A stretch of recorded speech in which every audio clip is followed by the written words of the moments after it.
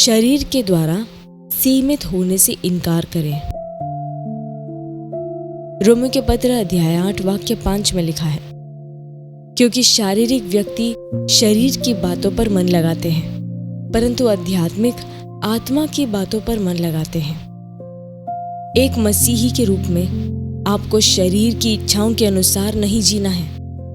आप जो महसूस करते हैं, देखते हैं या शारीरिक रूप से अनुभव करते हैं, उसके आधार पर जीवन पर प्रतिक्रिया देने के लिए नहीं बुलाए गए हैं। आप अपनी आत्मा से जीने के लिए बुलाए गए हैं। शरीर हमेशा आयु, दुर्बलता, बीमारी, स्वास्थ्य और अभाव की सीमाएं थोपने का प्रयास करेगा, परंतु आप आत्मा के हैं और शरीर के नहीं। यूहन्ना अध्याय 3 वाक्य 6 में प्रभु यीशु के शब्दों को याद कीजिए, क्योंकि जो शरीर से जन्मा है वह शरीर है और जो आत्मा से जन्मा है वह आत्मा है। आप आत्मा से जन्मे हैं। आप अपने शरीर से परिभाषित नहीं हैं और आप शारीरिक परिस्थितियों से सीमित नहीं हैं। आप अपने भीतर परमेश्वर के जीवन से सामर्थ्य बनाए गए हैं। कुछ लोग उनके शरीर में अनुभूतियों के आधार पर अपने जीवन का मूल्यांकन करते हैं। वे कहते हैं, मैं दुर्बल महसूस करता हूँ, मैं थका हुआ महसूस करता हूँ, मैं यह नहीं कर सकता। परंतु यह शरीर से जीना है। आप इससे नहीं जीते कि कैसा महसूस करते हैं। आप कौन हैं, आप इससे जीते हैं। आप शरीर की भावनाओं या संवेदनाओं को प्रत्युत्तर नहीं देते, आप वचन को प्रत्युत्तर देते हैं।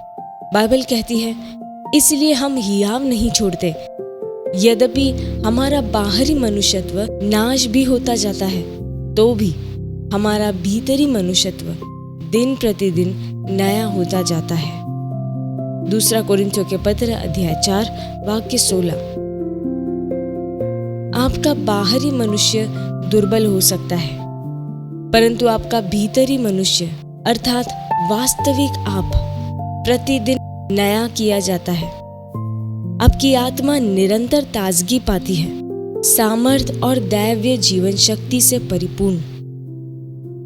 कोई आश्चर्य नहीं कि पौलुस आत्मा में रोमियो के पत्र अध्याय 8 वाक्य 11 में हमें बताते हैं कि यदि वही आत्मा जिसने यीशु को मरे हुओं में से जिलाया आप में वास करते हैं, तो वही आत्मा आपके नश्वर शरीर को भी जीवंत करेगा। और परमेश्वर का धन्यवाद हो, वह आप में वास करते हैं। इसलिए उनकी आत्मा के द्वारा जो आप में निवास करते हैं, आपका शरीर जीवंत, ऊर्जावान और सक्रिय बनाया जाता है। परमेश्वर धन्य है।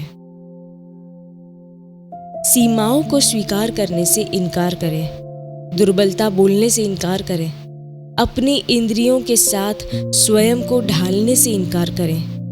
आपके पास एक ऐसा जीवन है जो इस संसार से परे है। इसलिए अपने भीतर से जिए, अपने आत्मा से, और आप सामर्थ्य, स्पष्टता और विजय में चलेंगे, क्योंकि आपका जीवन परमेश्वर के आत्मा के द्वारा संचालित होता है जो आप में वास करते हैं। हम प्रार्थना करें। प्यारे पिता, मुझे अपने आत्मा से जीना सिखाने के लिए आपका धन्यवाद। मैं शरीर या प्राकृतिक परिस्थितियों से सीमित होने से इनकार करता हूं। मैं मसीह में कौन हूं, इसकी चेतना में चलता हूं। मैं इस संसार